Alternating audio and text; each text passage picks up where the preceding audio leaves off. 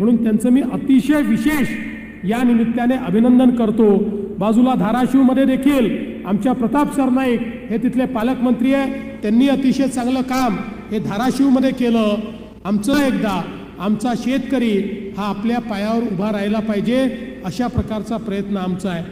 मला कधी कधी आश्चर्य वाटतं की ज्यावेळी अशी आपत्ती असते त्याही वेळी काही लोक राजकारण करतात आणि काही लोकांच्या डोक्यामध्ये तर इतका किडा गेला आहे। सोलापूरमध्ये तर मला एक स्टेटमेंट पाहायला मिळालं, आता हसावं की रडावं मला समजत नाही, कारण इथल्या एका नेत्यांनी सांगितलं, म्हणाले सोलापूरमध्ये इतका जो पाऊस आला हा निसर्गामुळे नाही आला, हा राज्य सरकारने आणला, हा महापूर राज्य सरकारने आणला। काही हरकत नाही, त्यांना एक फूल द्या आणि गेट वेल सून सांगा।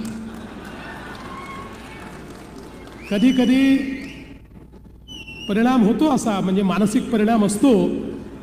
त्याच गोष्ट त्यांच्यासहित सगळ्यांना सांगतो की हे सरकार कितीही आपत्ती आली तरी आपल्या शेतकऱ्यांच्या पाठीशी खंबीरपणे ठामपणे उभं राहील आणि आमच्या शेतकऱ्यांना पुन्हा उभं करण्याचं काम हे निश्चितपणे आम्ही करू, हा विश्वास या निमित्ताने मी देतो।